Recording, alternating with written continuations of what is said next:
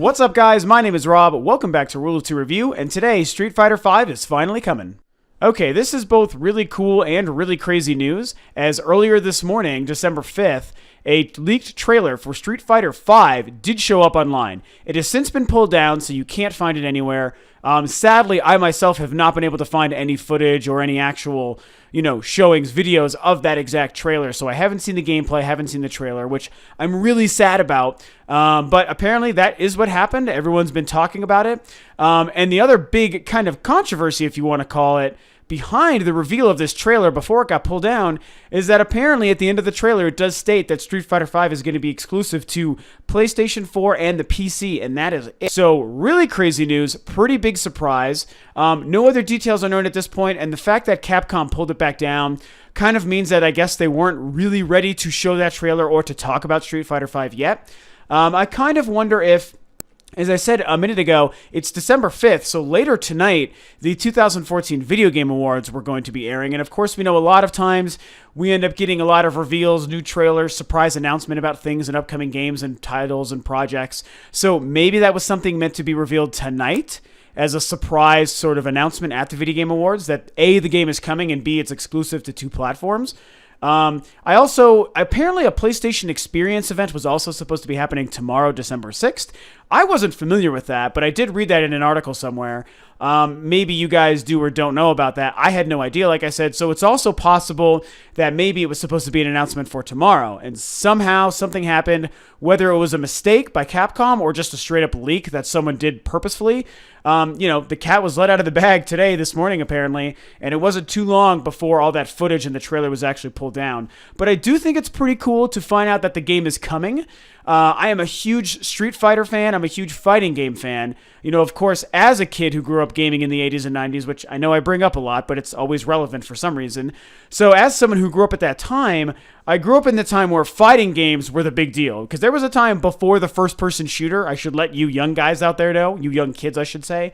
Nowadays, the first-person shooter dominates the gaming genres. But back in the day, in the 90s, it was fighting games. And that was a great time. And especially because arcades were really relevant at that time. And that was when you were getting the newest, best games. The technology in arcade cabinets were always vastly superior to what we were playing at home. So that's why arcades were so great. And in the arcade kind of gaming scene, fighting games were so dominant because it was a great way for people to kind of test their skill and their mettle and, see who was the best and who would reign supreme, who would have the longest run at a fighting game cabinet.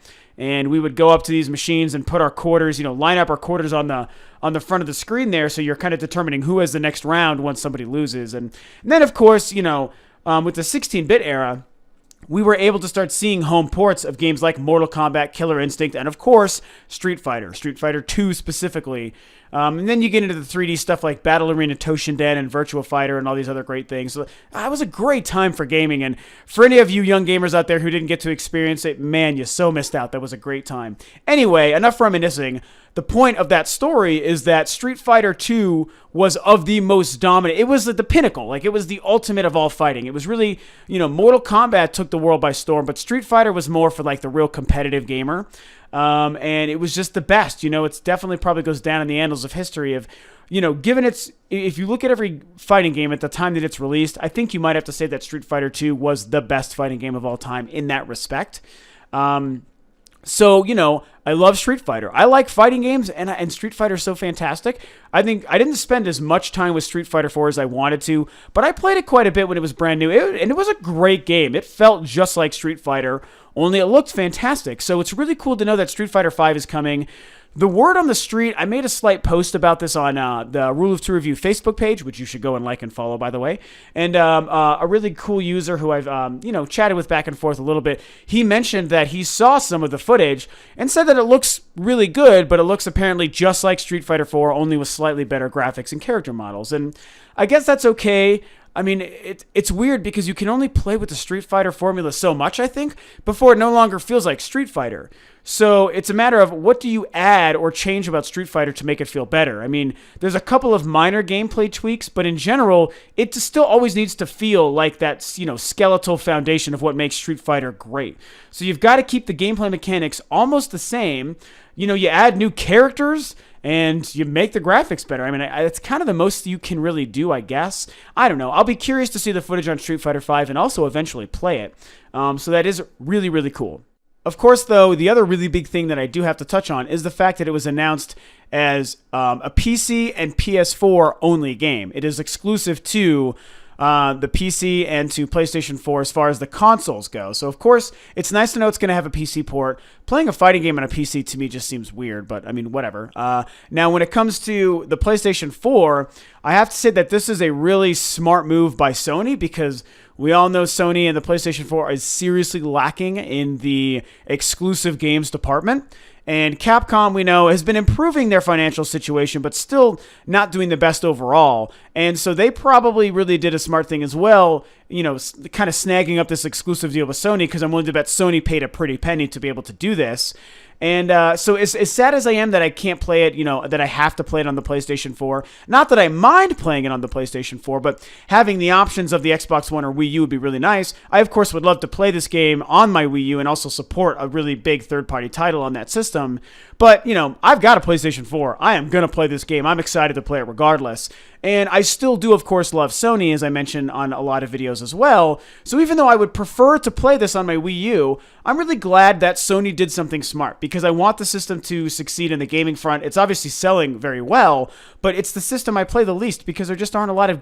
I mean, there's great multiplayer. There's just no exclusive games, and that sucks. I mean, Bloodborne and...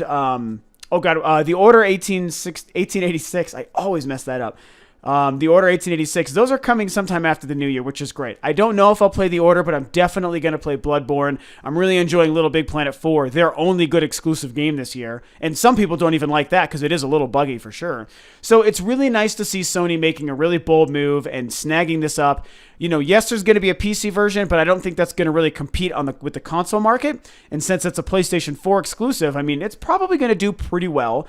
Now, of course, the other thing we don't know yet is any further details. So, of course, it wouldn't be too shocking if we learned that this is a timed exclusive. And if I was going to put money on it, I would think that it is going to be, especially with, you know, it's not like they're connected, but the fact that the Tomb Raider had the exclusive deal for the Xbox One, and within a day it came out that, hey, it's actually just a timed exclusive, so everyone calm your asses down. I'm willing to bet that's the same here. If Sony's smart, they paid a lot of money to keep this exclusive long term. But, you know, we're not going to know until we finally do know.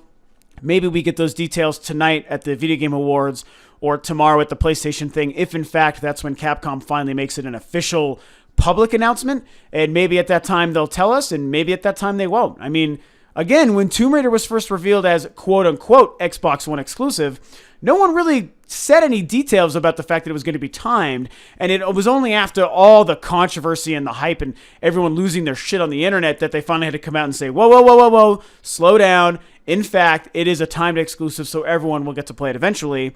And so, you know, even if they don't come right out and say that Street Fighter V will be a timed exclusive, it still may end up turning out that way. So, you know, we'll have to give it a couple days or a few weeks after we actually get the reveal, you know, the official reveal of the game, before we really understand if it's always going to be exclusive to PlayStation 4 or if it will eventually release later on the other platforms. Like I said, if I was going to guess, I would think it's going to end up being timed. That's just the nature of these things anymore. But I hope it doesn't, just because I believe in the exclusive game. I think that it's, again, even though there are two versions, PC and PlayStation 4, when looking at the console market specifically, these are important things. I stand by them. Exclusives are okay. They're not only okay, they're great. They're good for the industry. They're good for the gamer. Yes, it means if you want to play a game and you don't have that system, you have to plunk down a couple $100 to get it, but I don't know, my perspective on that is too bad, so sad, tough shit. That's the way it's always been. That's the way it always should be. And I want to see these things continue, you know. I am, of course, a lucky guy. I'm a lucky gamer in the sense that I do own, you know, a pretty powerful PC and all three home consoles for the current generation. So for me, when an exclusive comes out, it's easy for me to say, oh, well, I'll still get to play it because I have that option. And I know that a lot of people don't have the option to just go out and buy, you know, another $300 or $400 machine just because of one game they want to play. So I recognize that I'm in a lucky situation that I can afford to do so. But in general, you know, I still feel pretty comfortable and confident saying I believe that it is still good for the industry. You know, some people may not get to play every game they want, But that's the way it is. You know, if you have to throw your hat into one ring, you throw your hat into the ring of this system that tends to have more games you want. Yes, you might miss out on some other games, but that's the way it is. And if you really want another system, then you work hard, you save your money, and you go buy that other system so you can play that game. So anyway, that's my long kind of rambling and rant about why I think exclusives are great, and why, even though if I was going to pick, I would like to play Street Fighter V on my Wii U, I'm still glad that Sony snatched this up as an exclusive, because this is a smart thing. They've been selling well, but their library's lacking, so they need something like this to strengthen their library. Hopefully they paid to secure this as a lifetime exclusive. But hey, if it ends up coming out on other systems at the same time, it's better for Street Fighter V, and it's better for gamers, because if it's a good game, which I think it will be, the more gamers who get to play it, the better off we all are. So it's, you know, it's kind of a double-edged sword there. Anywho, hey, that's that crazy news for today. Pretty stoked about Street Fighter V. Crazy news about the two exclusive platforms that it's coming to. What do you guys think about all this? Pretty nuts. Are you fans of Street Fighter, or are you not? Do you think that it's a good thing that it's exclusive, or are you mad about it? All sorts of feelings to kind of, you know, go over and discuss in the comment section down below.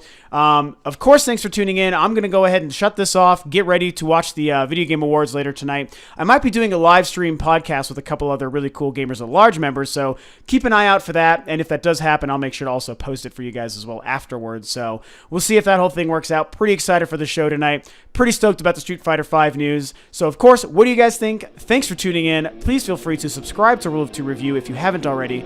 Like and share the video. Thanks for tuning in, and I will catch you guys on the next video.